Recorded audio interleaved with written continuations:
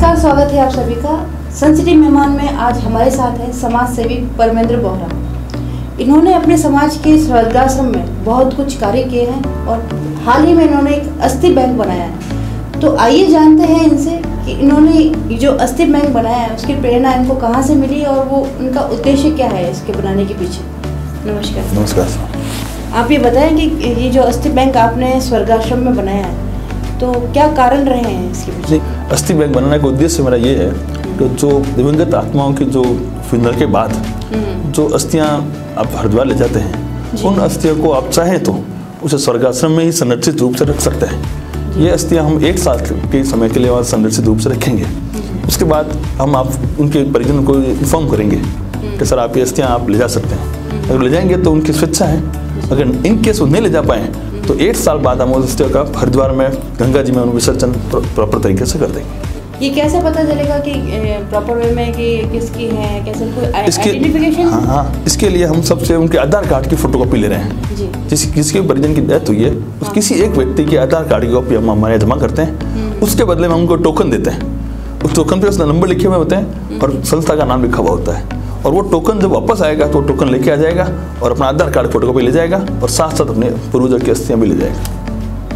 आप ये स्वर्गाश्रम के लिए भी कार्य कर रहे हैं, तो ये आप बताएं कि आपने कौन से स्वर्गाश्रम के लिए कार्य कर रहे हैं और ये कार्य कब से शुरू किया और कैसे प्रेरणा मिली आपको? ये प्रेरणा मुझे जब मेरे मदर फादर की डेथ हुई थी, तो मेरे फादर की डेथ हुई 2014 में। तब मैं वहाँ गया, तब मैंने वहाँ जो अव्यवस्था देखी, उन अव्यवस्थाओं को मैंने व्यवस्थित रूप से तरीके में व्यवस्थित करने के लिए मैं ये स्वर्गाश्रम काम 7 फरवरी 2015 से कर रहा हूँ।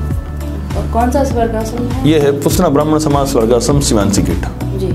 उसमें मैं 2015 से आज निरंतर रूप से कार्य कर रहा हूँ। अच्छा, तो क्या क्या अब तक किया है आप? क्या अव्यवस्था?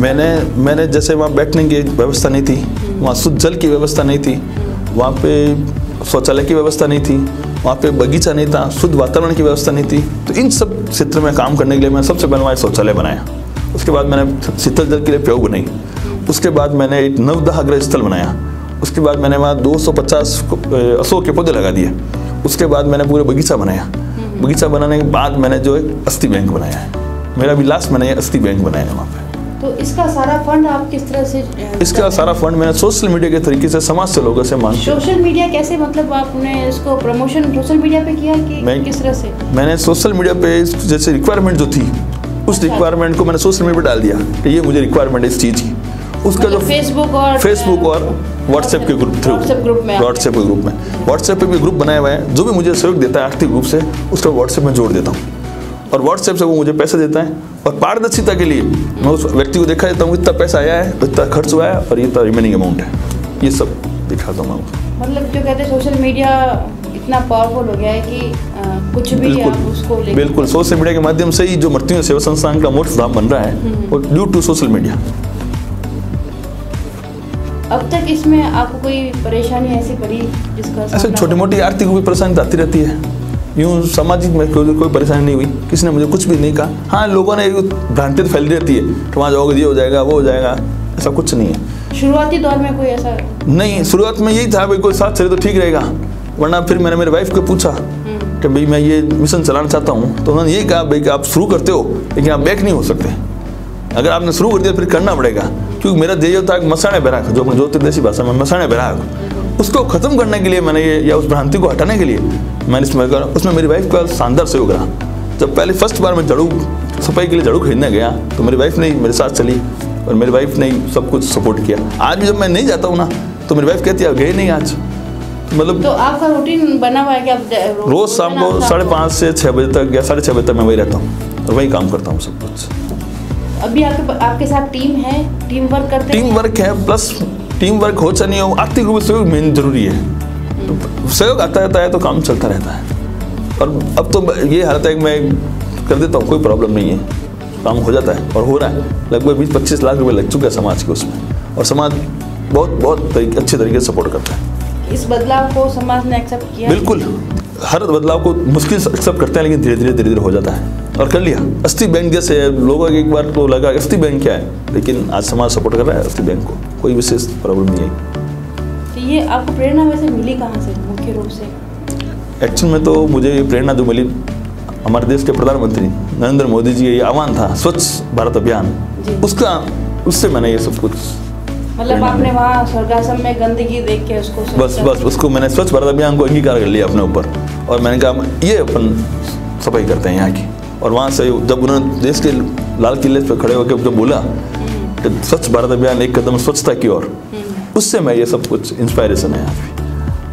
और आज भी मुझे लेटर मिल चुका है उनके कार्यालय से, प्रधानमंत्री कार्यालय से मुझे लेटर भी आया है एक।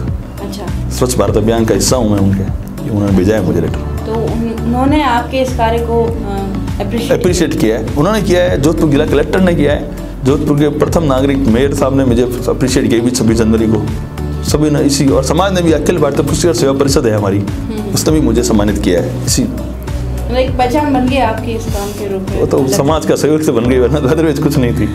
तो मैं तो इस कार्य से पूरे समाज को यही निवेदन करता हूँ, जो भी समाज सेवा करने के आगे बढ़े उस व्यक्ति को आप भरपूर सहयोग दें। जिस तरह मुझे सहयोग दिया है ना, इस तरह पूरे समाज को, पूरे हिंदुस्तान के सभी व्यक्तियों को निवेदन करता हूँ कि अगर कोई समाज सेवा के आगे बढ़ रहा है तो उसे आपको प्रोत्साहित करना चाहिए, हतोत्साहित नहीं करना चाहिए। और जैसे मुझे प्रोत्साहित किया वैसे पूरे समाज के हर व्यक्ति को प्रोत्साहित करना चाहिए।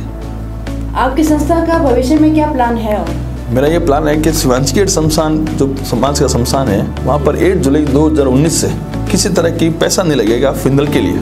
अच्छा, लकड़ी का जो पैसा लगता है वो कुछ भी नहीं लगेगा। स्वैच्छिक सहयोग आपको देना है, जो आपकी स्वेच्छा हो जाए। बाध्यकारी सहयोग कुछ भी नहीं है कि इतनी लकड़ी का तोल हुआ इतना पैसा देना है, ऐसा कोई नहीं होगा। जो आपकी स्वेच्छा थी लकड़ी ले और स्वेच्छा जो पैसा दे वो, बाकी अगर जो पैसा बाजा देना है उसका खर्चा सब संस्था उठाएगी, संस्था सब पैसा संस्था को खर्च करेगी। तो ये बड़ा सहयोग आप उन लोगों को लिए देना चाहते हैं जिनका, क्यों? उससे क्या होता है, समाज के लोगों को ये महसूस नहीं होगा आज मेरे पास पैसा नहीं है तो मैं ये कार्य नहीं कर पाया, कोई तरह की ग्लानि फील नहीं हो, तो वो अपना कार्य कर सके। बहुत अच्छा कदम है आपका ये। मैं बाकी लोगों से भी ये गुजारिश करेंगे कि जो समाज सेवा के रूप में आगे आना चाहते हैं या स्वर्गाश्रम में जो कार्य कर रहे हैं, जो लोग इनसे जुड़ना चाहते हैं तो इनसे जुड़िए। हाँ, तो ये थे परमेंद्र जी बोहरा, और इन्होंने एक समाज सेवा का बहुत बड़ा कार्य किया है।